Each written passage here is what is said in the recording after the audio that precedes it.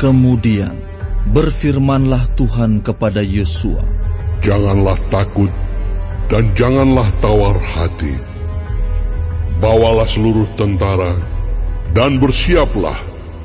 Majulah ke Ai. Ketahuilah, aku serahkan kepadamu raja negeri Ai, rakyatnya, kotanya, dan negerinya. Dan haruslah kau lakukan kepada Ai dan rajanya, seperti yang kau lakukan kepada Yeriko dan rajanya. Hanya barang-barangnya dan ternaknya boleh kamu jarah. Suruhlah orang bersembunyi di belakang kota itu." Lalu bersiaplah Yosua beserta seluruh tentara untuk pergi ke Ai. Yosua memilih 30.000 orang, pahlawan-pahlawan yang gagah perkasa.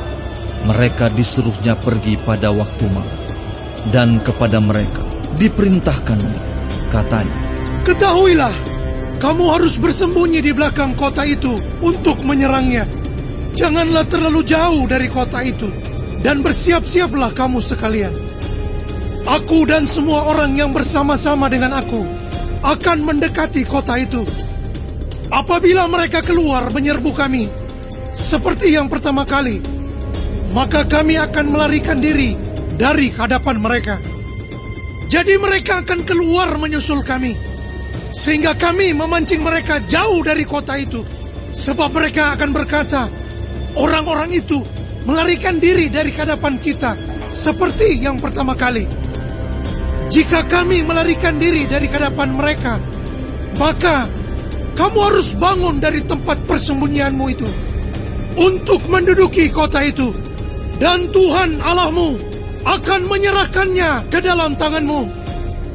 Segera setelah kamu merebut kota itu, haruslah kamu membakarnya sesuai dengan firman Tuhan.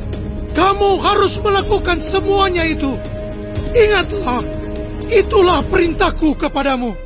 Demikianlah Yosua menyuruh mereka pergi.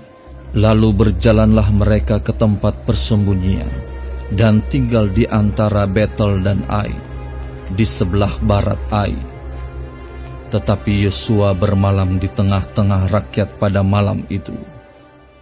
Keesokan harinya, Yosua bangun pagi-pagi, lalu diperiksanyalah barisan bangsa itu, dan berjalanlah ia maju, beserta para tua-tua orang Israel, di depan bangsa itu ke Ai. Juga seluruh tentara yang bersama-sama dengan dia berjalan maju. Mereka maju mendekat, lalu sampai ke tentangan kota itu.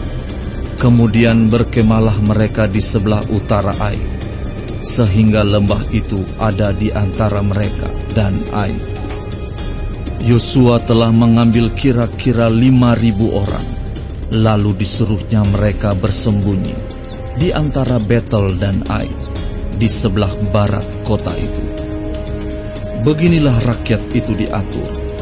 Seluruh tentara itu di sebelah utara kota, dengan barisan belakang di sebelah barat kota. Pada malam itu, berjalanlah Yosua melalui lembah itu. Pagi-pagi, ketika raja negeri Ai melihat hal itu, maka ia dan seluruh rakyatnya, orang-orang kota itu, segera keluar berperang, menyerbu orang Israel ke lereng di seberang dataran itu. Raja itu tidak tahu bahwa ada orang bersembunyi di belakang kota. Yosua dan seluruh orang Israel itu berlaku seolah-olah dipukul mundur oleh mereka, lalu melarikan diri ke arah padang gurun. Sebab itu, semua orang yang ada di kota dikerahkan untuk mengejar orang Israel. Maka mereka mengejar Yosua, sehingga makin jauhlah mereka terpancing dari kota. Seorang pun tidak tertinggal lagi di Ai dan Betel, yang tidak keluar memburu orang Israel. Mereka meninggalkan kota itu terbuka, karena mereka mengejar orang Israel.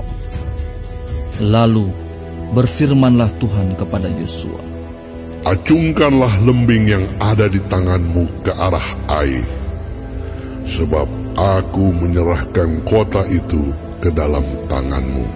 Maka Yosua mengacungkan lembing yang di tangannya ke arah kota itu.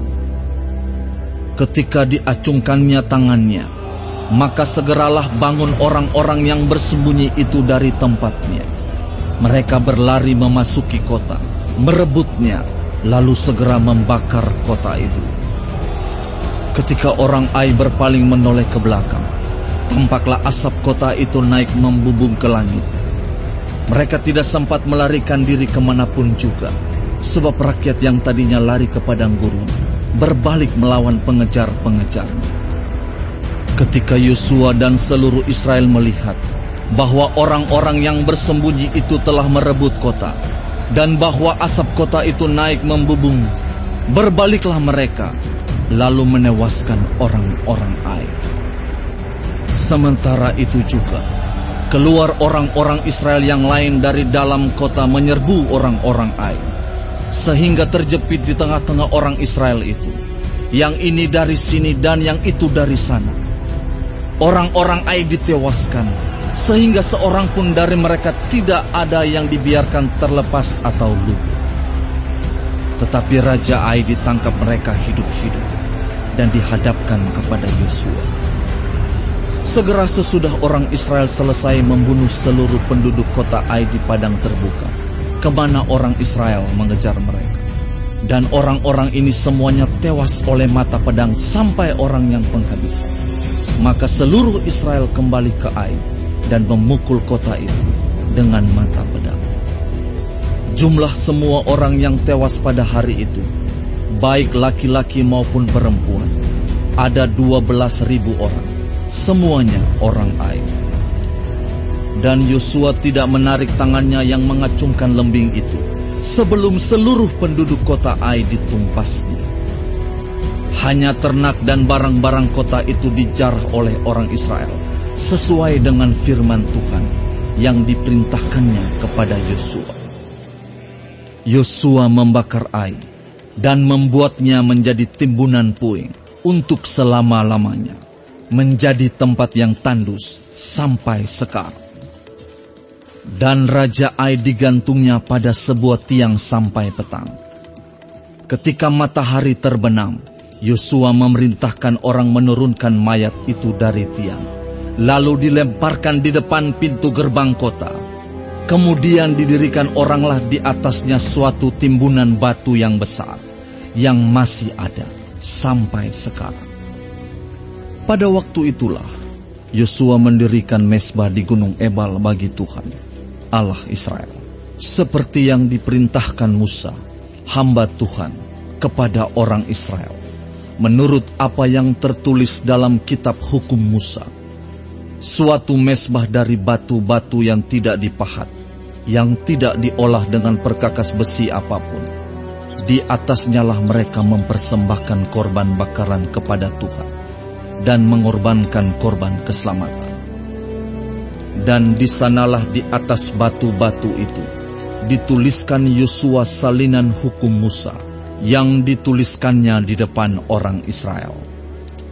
Seluruh orang Israel, para tua-tuanya, para pengatur pasukannya, dan para hakimnya berdiri sebelah menyebelah tabut, berhadapan dengan para imam yang memang suku Lewi, para pengangkat tabut perjanjian Tuhan itu, baik pendatang maupun anak negeri. Setengahnya menghadap ke Gunung Gerizim, dan setengahnya lagi menghadap ke Gunung Ebal, seperti yang dahulu diperintahkan oleh Musa, hamba Tuhan, apabila orang memberkati bangsa Israel. Sesudah itu dibacakannya lah segala perkataan hukum Taurat, berkatnya dan kutuknya, sesuai dengan segala apa yang tertulis dalam kitab hukum. Tidak ada sepatah kata pun dari segala apa yang diperintahkan Musa yang tidak dibacakan oleh Yosua kepada seluruh jemaah Israel, dan kepada perempuan-perempuan dan anak-anak, dan kepada pendatang yang ikut serta.